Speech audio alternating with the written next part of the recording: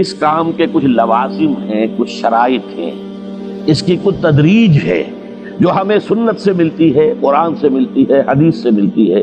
تو میں اس کام کے ضمن میں اس کی وہ تدریجی مراحل اور اس کے لوازم اور اس کی شرائط بیان کرنا چاہتا ہوں۔ سب سے پہلی شرط اول، وہ فارسی کا شعر مجھے یاد آیا کہ در رہے منزل لیلا کے خطر ہاش بسے، شرط اول قدمی نست کے مجنون باشی۔ پہلی شرط یہ کہ مجنون بنو۔ تو یہاں کا پہلی شرط کیا ہے؟ پہلے صاحب ایمان بنو، ایمان تمہارے دلوں میں ہو۔ یا ایھا الذین آمنوا آمنوا باللہ ورسولہ، یعنی ایک ایمان تو تمہیں حاصل ہے، اقرار باللسان، وہ تو تمہیں والدین سے مل گیا، عقیدہ تمہارا ہے، متوارث جو ہے تم عقیدے کو مانتے ہو، لیکن دلی یقین والا ایمان حاصل کرو۔ اصل میں اس کے بعد گاڑی چلتی ہے، اس کے بعد جو ہے نتائج نکلتے چلے جائیں گے، لیکن اگر وہاں ایمان کی کمزوری ہے تب اوپر سے کوششیں کریں گے، نتیجہ نہیں نکلے گا، آگے ہم بڑھ نہیں سکیں گے، ہمارے جو جد و جہد ہے وہ کامیابی سے ہمکنار نہیں ہوگی۔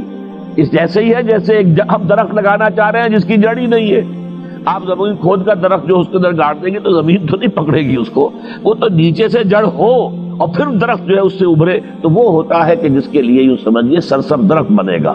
اس حوالے سے سب سے پہلا قدم کیا ہے؟ ہم اپنے گریبانوں میں جھانکیں، اپنے دلوں کو ٹٹولیں، وہ یقین والا ایمان ہے یا نہیں؟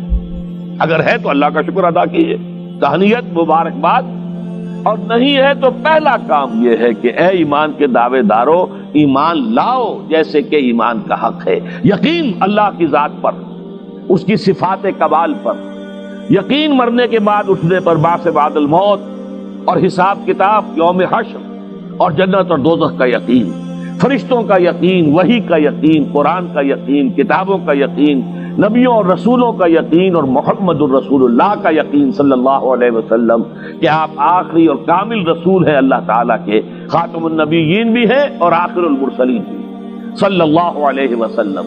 یہ یقین پہلے پیدا ہونا چاہیے۔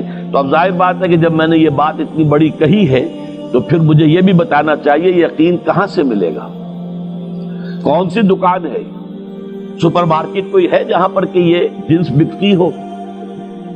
پہلی بات تو یہ ہے کہ اس کے لیے آسان ترین طریقہ کیا ہے؟ صاحب ایمان کی صحبت اختیار کرو۔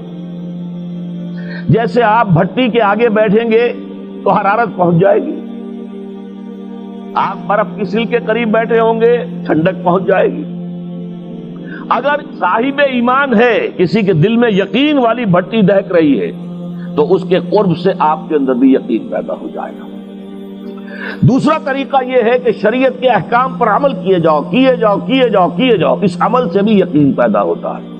یہ دو طرفہ معاملہ ہے، یقین سے عمل پیدا ہوتا ہے اور عمل سے یقین پیدا ہوتا ہے۔ جیسے آپ کہتے ہیں وشیس سرکل، وہ بری شے ہوتی ہے کہ ایک چیز ہے بڑھ گئی تو پھر اس کے اور خرابی بڑھ گئی، اس سے پھر وہ پہلی خرابی اور بڑھ گئی، پھر وہ اس سے اور خرابی بڑھتی چلی گئی۔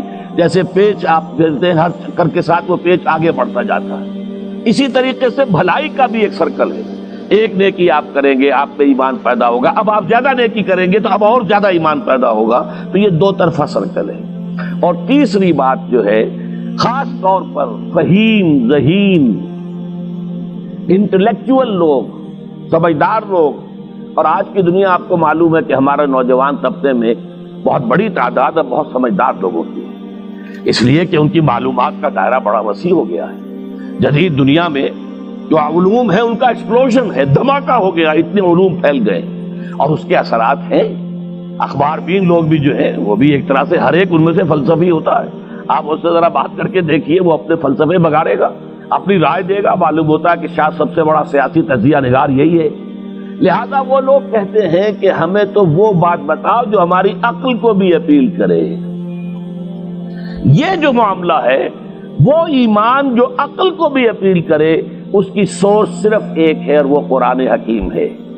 مولانا ظفر علی خان نے ایک شعر کہا تھا بہت سادہ انداز میں، وہ جنس نہیں ایمان جسے لے آئیں دکانیں فلسفہ سے، ڈھونڈے سے ملے گی عاقل کو یہ قرآن کے سپاروں۔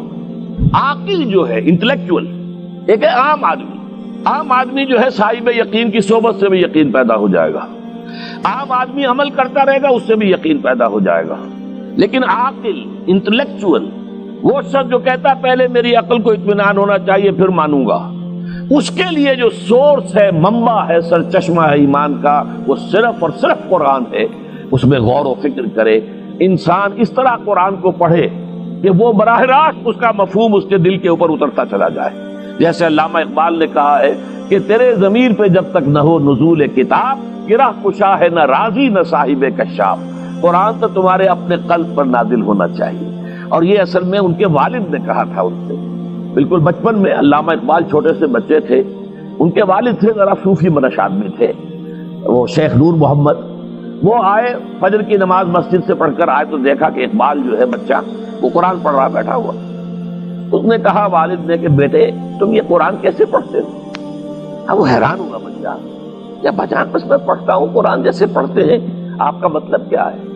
کہا بیٹے قرآن ایسے پڑھا کرو کہ جیسے یہ تم پر نازل ہو رہا ہے، یوں سمجھو کہ تم پر نازل ہو رہا ہے، تم مخاطب ہو۔ اب اس چیز کو انہوں نے اپنے اس شعر میں ادا کیا، تیرے ضمیر پہ جب تک نہ ہو نزول کتاب، گرہ کچا ہے نہ راضی نہ صاحب کشاف۔ جیسے یہ قرآن قلب محمد پر نازل ہوا تھا، فَإِنَّهُ نَزَّلَهُ عَلَىٰ قَلْبِكَ، جبرائیل نے یہ اے نبی اے محمد آپ کے دل پر اتارا ہے۔ تو جب تک ہمارے بھی دل پر نہیں اترے گا تو قرآن مجید جو ہے وہ ہمیں انسپائر نہیں کر سکے گا۔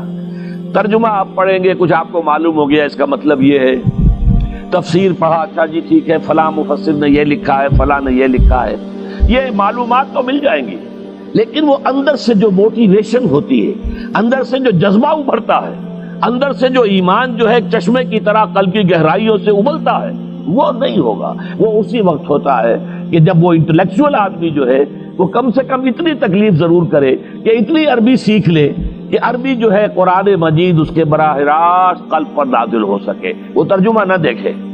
اب ایک آیت پڑھی پھر ترجمہ دیکھا، پھر دیکھا اس میں نمبر 11 لکھا ہوا ہے، حاشیہ میں جا کر دیکھا نمبر 11 یہاں ہے، وہ دیکھا، تسلسل تو ٹوٹ گیا۔ اب وہ بات نہیں رہی۔ اور ترجمہ جو ہے وہ سبھی جانتے ہیں، دنیا میں ہر بچہ بھی سمجھ لے گا کہ غالب کا کوئی شعر ہو اور وہ آدمی پڑھ کے جھوم جاتا ہے کہ کیا بات کہی، اسی کا انگریزی میں ترجمہ کر دیجیے، اب اس میں کچھ بھی نہیں۔ آپ نے مفہوم تو بیان کر دیا انگریزی میں، لیکن جو تاثیر ہے اس غالب کے شعر کی وہ انگریزی میں منتقل نہیں ہو سکتی۔ تو قرآن مجید کا کچھ نہ کچھ مفہوم تو ترجمے سے معلوم ہو جائے گا، قرآن کی تاثیر ترجمے سے نہیں حاصل ہو سکتی، تفسیر سے نہیں حاصل ہو سکتی۔ اسی لیے دو سب سے بڑی تفسیروں کا ذکر علامہ اقبال نے کیا ہے کہ گرہ کشا ہے نہ رازی، نہ امام رازی کی تفسیر کبیر سے تمہیں فائدہ ہوگا اور نہ امام زمخشری کی کشاف سے ہوگا، جب تک کہ تمہارے اپنے دل پر قرآن نہ اترے۔ اور اس کے لیے لازم ہے کم سے کم یہ کہ اتنی عربی انسان سیکھ لے کہ بیریئر نہ ہو ٹرانسلیشن کا، کوئی پردہ حائل نہ ہو درمیان میں، تسلسل نہ ٹوٹے، آپ براہ راست پڑھ رہے ہیں اور براہ راست اس کا مفہوم آپ کے قلب پر نازل ہو رہا ہے۔ تو پہلا سٹیپ جو میں نے ان 3 آیتوں پر اضافی آیت سورہ نساء کی آپ کے سامنے رکھی، ہم میں سے ہر شخص کا پہلا کام یہ ہے کہ وہ یقین والا ایمان حاصل کرے۔